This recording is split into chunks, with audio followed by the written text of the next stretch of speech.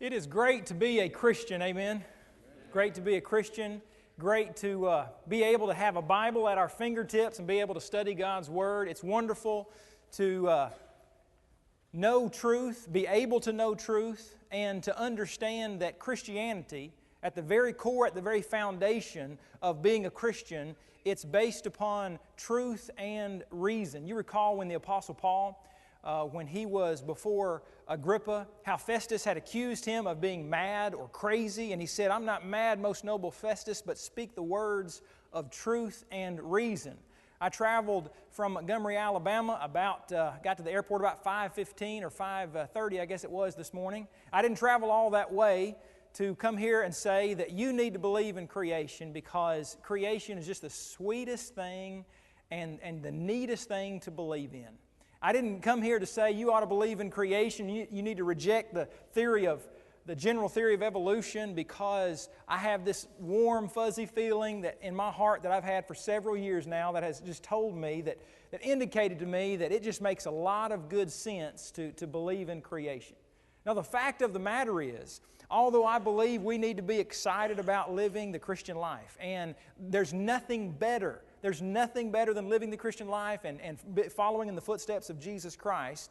There's nothing more that anyone ought to be excited about than Christians being excited about living the Christian life. But the fact is, that excitement, the desire we have to do good, the desire we have to teach others, all of that is based upon truth. Jesus is the truth. His way is the truth. And we never have to be ashamed of that. And we can know beyond any doubt that truth makes perfect sense. And so tonight, for a few minutes, we're going to talk about how creation makes sense. There is not a more fundamental question that we could ask tonight than, where did I come from? Where did you come from? Where did everything come from? Where did the universe and everything in the universe, including yourself, where did everything come from? That's the most fundamental question that a living person could ever ask. I mean, I don't know what the first thought just think for a minute. Adam was created specially by God. Wonder what his very first thought was. I mean, he was created in the image of God, and we cannot know for sure what all God instilled in him. You know, obviously gave him an ability and the knowledge to speak some kind of language without having to learn it like a child, like a baby learns it growing up. But he may very well have thought, what am I? Who am I?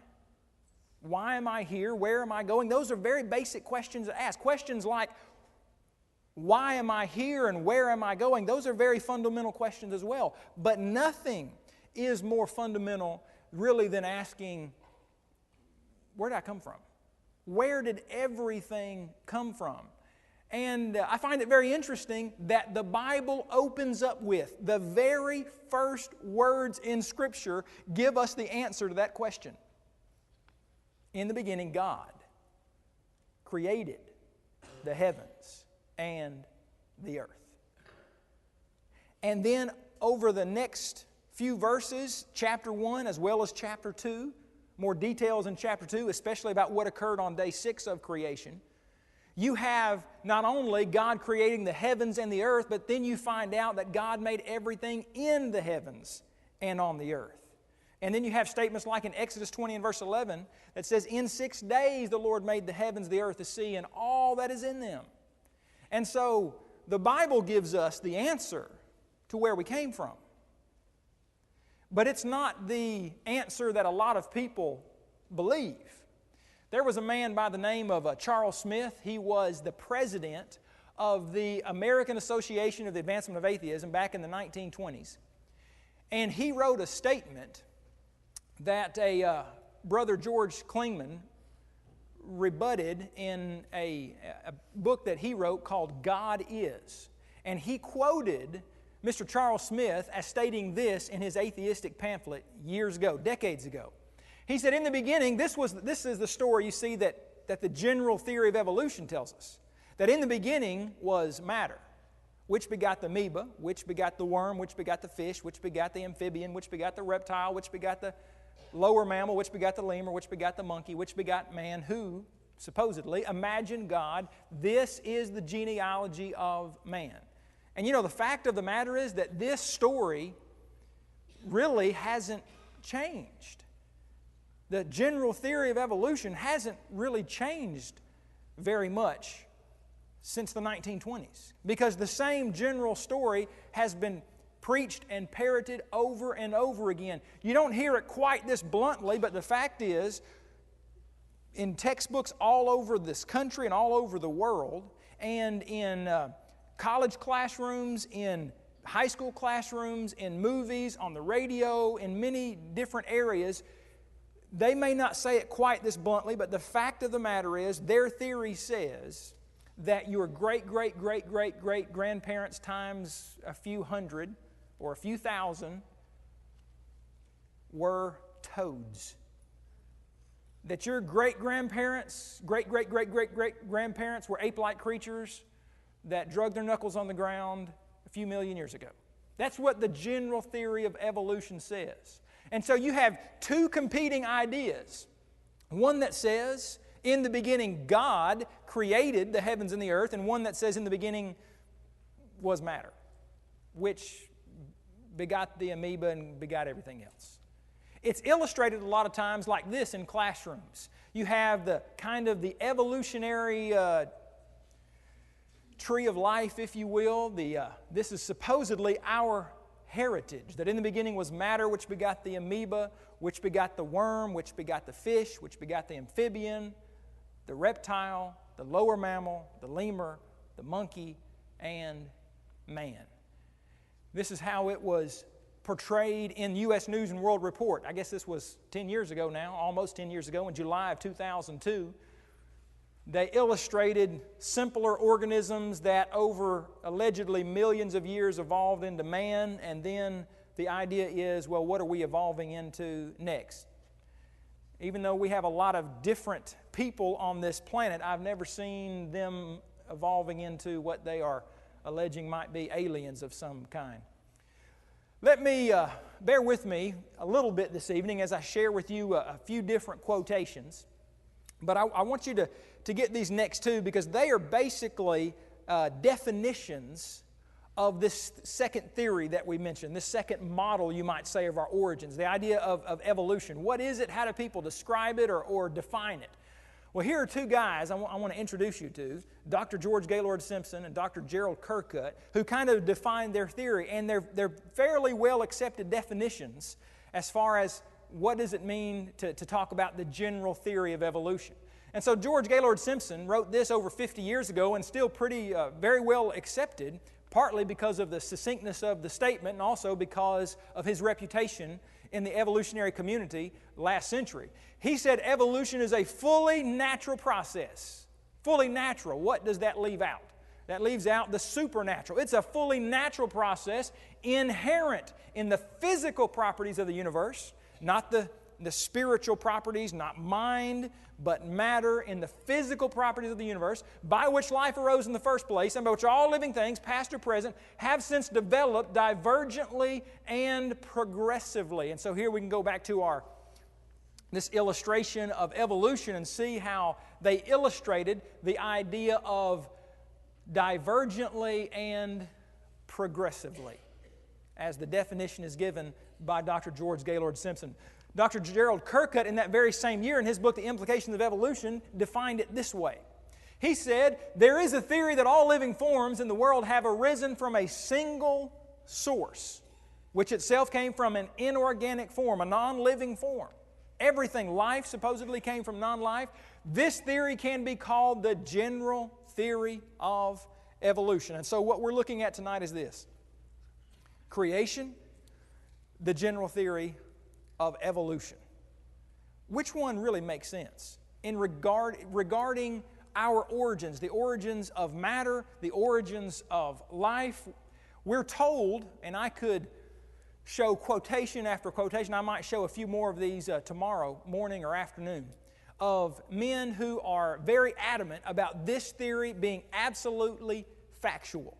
For example, Dr. Stephen Jay Gould wrote in 1999 in Time magazine, he said, evolution is as well documented as anything, as any phenomenon in science, as strongly as the Earth's revolution around the sun rather than vice versa. In this sense, we can call evolution, he said, a fact. Richard Dawkins, probably the most famous atheist in the world today, he wrote in 1989, "It is absolutely safe to say that if you meet somebody who claims not to believe in evolution," which is probably many, if not most all of you, he said that person is ignorant, stupid, or insane. Or wicked, he says, but I'd rather not consider that. The last statement always gets me. I'm thinking how a man who does not believe in a creator, in a supernatural being, and someone who has the right as our creator to tell us what is right and wrong, how someone who doesn't believe in anything like that could ever say that we are doing something wicked. He believes we came from rocks. He believes we evolved from non-life. He believes that our life really, ultimately, is just as worthless as a roach. And so how could he tell us that we are wicked? But he says it's absolutely safe to say that if you believe in anything but evolution, if you believe in creation, we're supposedly the dumb ones. Well, I want us to look at some of the facts tonight as we consider a most basic question, the most basic question you could ever ask. Where did you come from? Where did everything come from? Where did West Palm Beach, Florida come from? Where did my hometown of Muskogee, Oklahoma come from? Where did our beloved Henderson, Tennessee? Well, you could say, well, someone started that years ago. When you think about it for just a moment, just open your minds up for just a moment, even though sometimes it can almost give you a headache to think about our universe. Think about the fact that you live in a very small area in North America. And we are on one of the 7 continents on this planet, which is a very small planet, comparatively speaking, to many other planets. And we are one planet of, I suppose now, 8 planets in our solar system, because now Pluto has been downgraded to a dwarf planet in our solar system. And we have a sun in our solar system that is so many thousands of miles away from us, burning at, I think, something like, well, I forgot the exact temperature at which the sun is burning, but it is extremely hot and it's extremely big. And yet it is very, very small compared to some of the other stars that are in our galaxy and in the universe at large. To think about how big our one solar system is, to think about how big the Milky Way galaxy is. If you could travel the speed of light, 187,000 or so miles per second, it would take you 100,000 years, we're told by astronomers, to span the diameter of our galaxy. And yet we're told there are billions of galaxies in the universe. What caused all of this? There is a law called the law of causality, or the law of cause and effect. It is the most fundamental law, it's the most fundamental, really, principle that you could ever consider. We don't define it all the time. It's defined as every material effect must have an adequate antecedent or simultaneous cause. Every material effect must have a cause that comes before it or is simultaneous to it, and it must be adequate. Okay? We don't define it every day, but it's very easy to consider. I mean, I didn't fly here today on the back. If I told you I flew here today on the back of a hummingbird, you would think that's ridiculous to think that that could happen. If I told you that in June of 1997, after I married my wife, that we took off on an airplane to go to Anchorage, Alaska. And she left all of the reservations up to me, and I told her, just let me handle it. I'll get us a good plane, and we will a good flight, and we'll head up there, and we'll have the vacation of our lives. And so after the wedding, I had this in my jacket, and so I pulled it out, and I said, honey, I said, just get ready to go with me to Anchorage, Alaska. And I pulled out the most perfect, beautiful little paper airplane that you have ever seen. And I said, this little dude right here is going to take us 4,229 miles or whatever it is to Anchorage, Alaska. I don't throw paper airplanes a whole lot, but I'll throw that paper airplane. And you can see very easily that that is not That's not an adequate cause. You knew that before I ever threw the airplane to make such an effect. It's ridiculous to think that that is the case. Whether it be paper airplanes or whether it be the first home run you ever hit in Little League Baseball with a wet noodle from your swimming pool, you can know that that is a ridiculous cause to make such an effect. How do you know that? Well, you don't go around saying, I know that because I know the law of cause and effect. The law of causality, which says that every material effect must have an adequate antecedent or simultaneous cause. You may not define it every day, but we all know it. Things in this life make sense to us because we understand the idea of cause and effect. Now again, I don't want to bore you with quotations tonight, but I think it's interesting to see what people have said about some of these things. For example, this law of causality, the most fundamental of laws, it was stated by W.T. Stace that every student of logic knows what? He knows that this law of cause and effect is the ultimate canon of the sciences, the foundation of them all. He said, if we do not believe the truth of causation, namely everything which has a beginning has a cause, and that in the same circumstances the same things invariably happen, all the sciences would at once crumble to dust. In every scientific investigation, this truth is assumed. So I want you to see that I'm not just speaking on my own authority here about this law of causality. It is fundamental to the question of our origins, to the origins of the universe in which we find ourselves today. So what was the grandiose cause of everything that we see, of everything that we are about, of our very existence today? Well, what you have heard and what you have been told for a number of years now is that most astronomers believe that about 18 to 20 billion years ago, all the matter in the universe was concentrated in one very dense, very hot region that may have been much smaller than appeared on this page. For some unknown reason, this region exploded. This explosion is called the Big Bang. One result of the Big Bang was the formation of galaxies all racing away from one another. And this supposedly is the cause of our existence.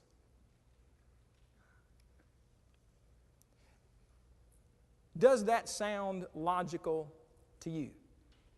It's amazing to me that so many thousands of science teachers in the United States of America around this country would actually read this to a 10th, 11th, 12th, 9th grade class and think that this was going to make sense to you all. I would contend that it makes a ton more sense that my wife and I could fly on the back of that paper airplane that flew, about 5.5 feet and hit a brick wall over there, than to think that this entire gargantuan universe, allegedly 14 billion light years across, we have no idea where the outer boundaries are of this universe. Our minds can't wrap around that. You know, just a few years ago, we were told that there are 25 sextillion stars in the observable universe. That's 25. I didn't know what sextillion was until I had to find out that it's 25 followed by 21 zeros. And that was in 1981 that was reported. And then just a couple of years ago, 2 or 3 years ago, they reported, it's actually not 25 sextillion, it's 300 sextillion. So they were only off 275 sextillion stars about 25 years earlier. The fact of the matter is, we have no idea how many stars there are in the observable universe. What caused everything? Are we really to believe that what caused everything was a tiny ball of matter that for some unknown reason exploded millions of years ago? Now, the most famous atheistic evolutionist in the world is on record as saying he's a biologist. And in short, he doesn't want to touch this question. He says, I am a biologist. I take the facts of physics, the facts of the world of simplicity for granted. That's very convenient. The physicist's problem is the problem of ultimate origins and ultimate natural laws. So the most militant, or at least one of the most militant atheists in the world, who chides Christians and creationists on a very regular basis, said, I I leave the idea of ultimate origins, I leave that up to the physicist. Again, very convenient. I want you to see for yourselves what one of the most famous evolutionary physicists in the world has said about the explanation you just read, the most popular explanation over the last 3 or 4 decades that has been given for your ultimate origins, for the ultimate origins of our universe, for the beginning of it. What Dr. Peter Coles had to say about this. Dr. Peter Coles has a PhD from over in one of the universities in England. He's written some 250 technical articles regarding Big Bang Theory. He's written, I think, 7 or 8 different books about cosmology. He is one of the most well-known evolutionary authorities on the idea of origins and Big Bang Theory. He wrote an article a few years ago for a magazine called New Scientist. And I was very interested in what he had to say because the cover of this issue said, "What put the bang in the Big Bang?" I was very interested to see what Dr. Peter Coles was going to tell us. Is he going to finally give us the answer for why the Big Bang ever really occurred? I want you to see what he had to say about this. He started by talking about how inflation puts the bang in the Big Bang. Now, what is inflation? Well, he defined inflation for us. He went on to say that inflation is that ultra-fast expansion just after the Big Bang, through which the universe allegedly went in less than a millisecond, supposedly causing most of the growth of our 14 billion light-year observable universe. So he says inflation puts the bang in the Big Bang. And yet he goes on to talk about how inflation actually happened when? After the Big Bang. But I thought we were going to find out something like what caused the Big Bang. Well, I was very disappointed from the outset at what he had to say about what put the bang in the Big Bang. Well, it occurred after the Big Bang, soon after the Big Bang, shortly after the Big Bang, but it was after the Big Bang. So it didn't, according to the law of causality, what we observe in nature, it's always this way. You have to have a cause before an effect. So what caused it, what put it? Well, he's already disappointed us at the beginning. And then he went on to say this. He said, there is, now get this, let me back up just so you'll see this. Inflation puts the bang in the Big Bang. So here is what gives it its oomph, apparently, inflation. But then he went on in the article to say this. There's little direct evidence that inflation actually took place. Please understand, I haven't just pulled someone aside off of the street to get a quotation from him. I didn't go up to a member, a Christian in Montgomery to ask him what he thought about this.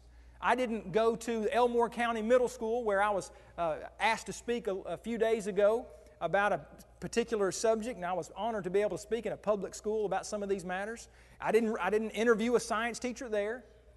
This is from a man who, from an evolutionary perspective, and his degrees and so forth, he knows more about this subject from that perspective than just about anyone you could imagine. He probably knows more about this subject than 99.9999% of the people on earth from that perspective.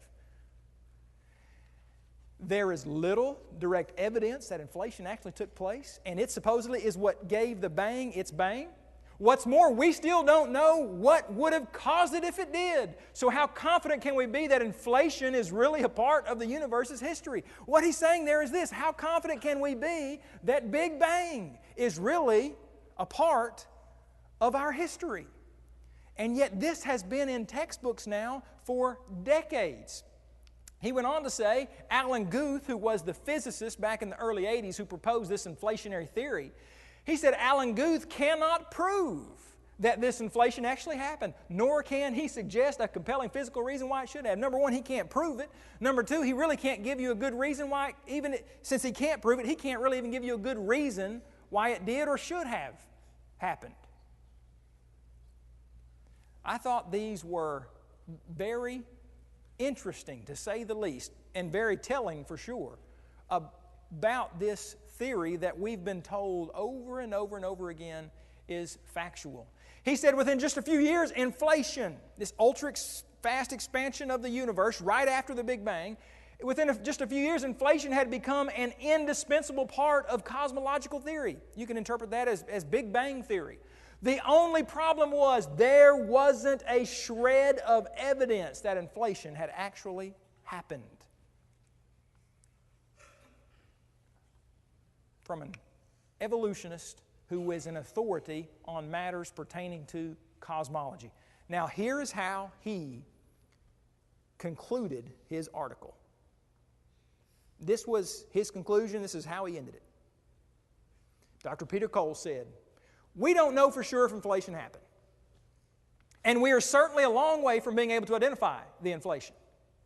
In a way, we are still as confused as ever about how the universe began. But perhaps now we are confused on a higher level and for better reasons." Did you get what he just said? We're confused as ever about this. Now we're just confused for better reasons, and now we're on a higher level of confusing, kids, young people. If your teacher was telling you this in school, wouldn't you have to cock your head a little bit and just wonder, what in the world? One question: why is he confused? Why is he confused? Because he doesn't have the truth. That's right. Because everything he's believing about this is based on a false theory. It's wrong. It doesn't make sense. It is more logical to think that you could hit a home run with a wet noodle than the entire universe in which we find ourselves is the result of a tiny ball of matter that exploded allegedly billions of years ago. How was the universe born? Through a Big Bang billions of years ago? That defies common sense. It defies the law of causality, also known as the law of cause and effect. The inflationary model, this inflation we've already talked about, we've already defined. Alan Guth, who actually proposed that years ago, he said back in the mid-'80s, this model of the universe provides a possible mechanism, which Dr. Peter Cole's already said, no, wait a minute, we don't have any reason to believe in this, by which the observed universe could have evolved from an infinitesimal region. Now get this, what he says. He said, it is then tempting to go one step further and speculate that the entire universe evolved from literally nothing. Well, that's convenient. Why would he say literally nothing? Because that little speck of matter is really, according to these gentlemen, much, much, much smaller than even that period at the end of a sentence. It's much, much smaller than that. In fact, they just go on to say it's basically nothing. The problem is, when you have nothing, and nothing is added to nothing, what are you always going to have? You're always going to have nothing. In nature, there is another law of science. By the way, I don't make up these laws. Dan Jenkins doesn't make up these laws. David Sproul doesn't make up these laws. Your elders do not make up these laws. Your mom and dad didn't make up these laws. They might make up some rules that you don't like, but they didn't make up these laws. God. The only rational explanation is God created these laws, and man has been observing them now for centuries and millennia. One of those laws is this: in nature, matter and energy are neither created nor destroyed. Simple illustration is this. I have nothing in my hand right now. Nothing in my hand.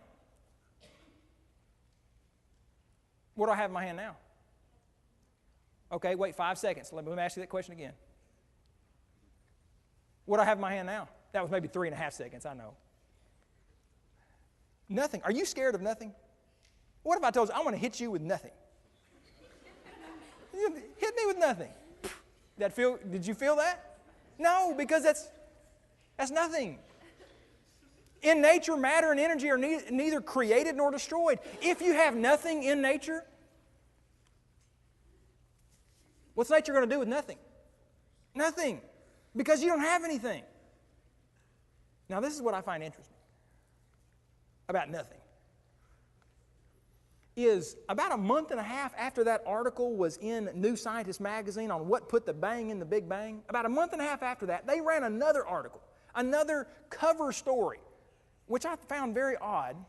This one was called What Triggered the Big Bang. So they went from what put the bang in the Big Bang to what triggered the Big Bang. And we've been getting this magazine at Apologetics Press for a number of years now, and I've never seen two stories so similar be so close in time as far as just a month and a half away from each other. So I checked this article out, read the article. And they gave all of these ideas, these different models of possibilities of what could have triggered the Big Bang. Here's the cover of it right here. What triggered the Big Bang? All these possibilities, and then they come down to the conclusion of this article. Let me read it for you. Here's the conclusion of what triggered the Big Bang. The most likely outcome, however, is that none of the models will be proved correct anytime soon. Indeed, the quest to understand the origin of the universe seems destined to continue until we can answer a deeper question. What is that question? Why is there anything at all instead of nothing? That's a really good question, isn't it? If there is no God, and if there is no God to create the physical realm, the physical universe, and at one time you had no physical universe, you had nothing at one time, what should we have today? Nothing. And these gentlemen were at least honest enough to admit that this was puzzling to them. Why is there anything instead of nothing? You see, for there to be something in the physical realm, and for us to understand and see all around us that matter and energy are neither created nor destroyed in nature, this is a law. It's what we've recognized for millennia. It's called the first law of thermodynamics, but you don't have to necessarily remember that. You can just remember that it's a law, it's common sense, it's what we see play out every day, it's what we've seen for thousands of years, what mankind has seen. And so, we have two options. If matter could not arise by itself, then that matter is either eternal, or it had to be brought into existence. It had to be created by something or someone outside of nature. Well, you know the problem with the idea of matter being eternal? There's really two problems. Let me tell you, one of them very briefly is this. If evolutionary atheistic scientists really thought that matter was eternal, guess what we would never hear about? About how the universe began. There would be no point in talking about the Big Bang that began the universe, if you will. There would be no point in talking about the beginning if the universe was eternal. So I don't know many atheistic evolutionists who really believe that. Furthermore, there is the other law that men who are experts in thermodynamics, like my colleague at Apologetics Press, Jeff Miller. By the way, I would appreciate it if you kept him in your prayers. He recently had a radiation treatment this last week that he underwent for his thyroid cancer. But he's an expert in the laws of thermodynamics. And that second law is that matter and energy are becoming less and less usable over time. Not more usable. There's not more and more and more and more of it. It becomes less and less. That's not to say that it doesn't contradict the first law. It's not saying that matter and energy are created and destroyed. It's just saying it's becoming less usable. It's running down. You see, at one time it was wound up, and now it's slowly running down. If the universe is eternal, it would contradict the second law of thermodynamics. Again, you don't have to remember those names, but you can remember the fact that here are two other laws of science along with this law of causality, which says, wait a minute, this atheistic evolutionary idea of our origins doesn't make any sense. But do you know what does? That there had to be, based upon what we see the laws of nature actually telling us, there had to be someone outside of nature and to create nature itself. You see, for there to be the natural, there must be the supernatural. For there to be the physical, there must be the mind, the spiritual. But someone say, well, what caused this mind? What caused this spiritual entity, if you will, for lack of a better term? What caused God?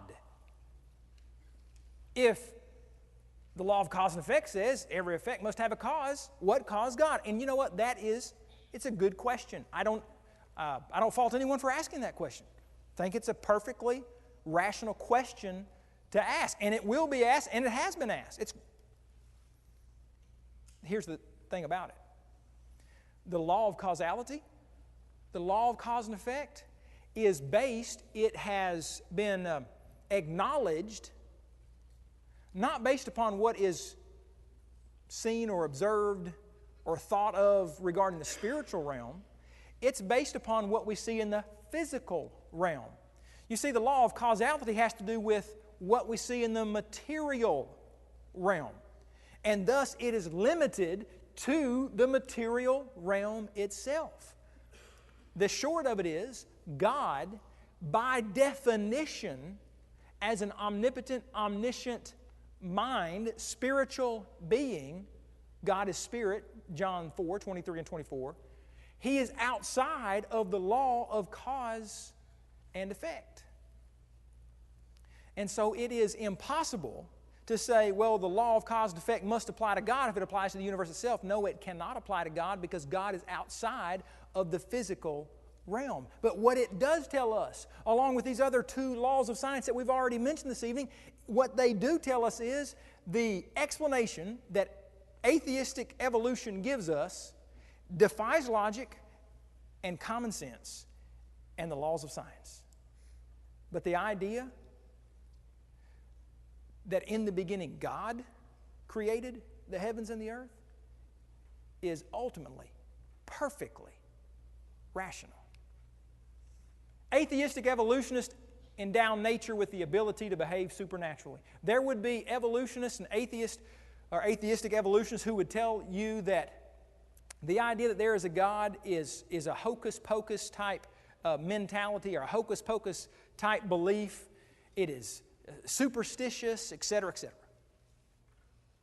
And then you ask them, well, where did that little ball of matter come from that exploded? And why did it explode? And how did you get this from that? And well, notice what you find them doing. Supposedly, it is ignorant and superstitious to believe that God made everything out of nothing. But it is logical and scientific to believe that nothing made everything out of nothing. You see, if there is no God, and if you can't believe in God supposedly because it's ignorant and superstitious to think that He made everything out of nothing, then what's your other option? That nothing made everything out of nothing. Supposedly God is in effect and must have a cause. But wait just a minute. What they're telling us is matter is the uncaused first cause, which again contradicts well-known, established laws of science. And we're told that creation is not scientific. The fact is, creation is perfect science because it was created by a perfect God. If God made everything, then who made God, the question is? Matter made everything, and nothing made matter, supposedly. Not a more fundamental question you could ask than, where did everything come from? Not a better answer you will ever hear. And you do not have to take my word for it. Please don't. I don't want you to believe this just because someone from Montgomery, Alabama came and told you all these things. I want you to believe it because you have seen the evidence for yourself and you know it to be true. Because the fact is, it's not going to do you a lot of good if your entire life you think, well, I don't really know if it's right or not. I'm just going to believe it because David Sproul believes it. Or because Brother Joe Holland believes it. You need to look at it for yourself. I'm amazed that there are young people who are sitting in science classrooms all over the world And I realize that not every atheistic, evolutionary, scientific professor is like this, but many of them are.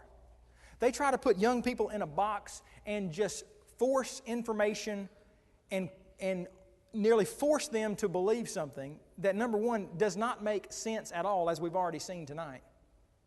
But number two, call you ignorant and stupid and insane and just make fun of you if you do not agree with the insanity that they are preaching.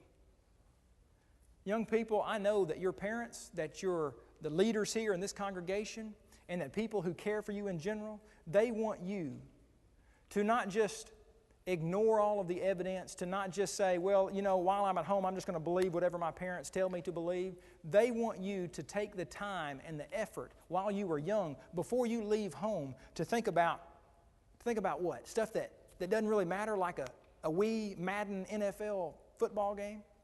I want you to think about playing on your iPad. What's one of the more well-known apps today? Have y'all played Nuts on your app, by the way? That little squirrel that runs up the tree? I highly recommend it. It can kind of make you go crazy, kind of make you go nuts, but it's a pretty good app. You know, you could think about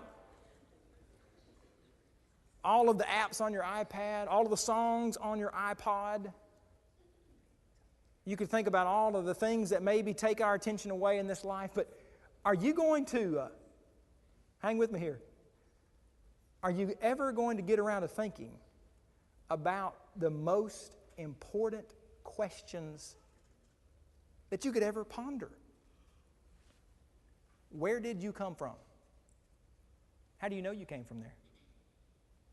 Why are you here? And where are you going? Bow with me, please. Holy Father in heaven, we are so very thankful that you have revealed yourself to us in your holy word. Father, we're also thankful that you have shown us through your creation that you do exist, and that you are the one and only and the true God, and that your majesty is seen through your amazing, amazing creation. Father, we are not saying this because we worship your creation, but we are driven based upon what we see in nature, based upon what we see in the universe, the stars that we see at night, the amazing creatures that you've made that we see day and night, and even the amazing bodies that you've given us to inhabit here on this earth. We are driven to thank you for that and to recognize how awesome and great that you truly are. Father, our prayer tonight is that you help us, encourage us to encourage each other, and to help each other as we fall, and help each other as we perhaps have questions about a variety of important things in regard to life and the most important questions that we could ever ask. Father, I pray that you be with these young people, bless them, help their hearts and minds be open to the greatest truths that man could ever contemplate. Please forgive us of our sins. We pray and ask all these things by the authority of Jesus Christ.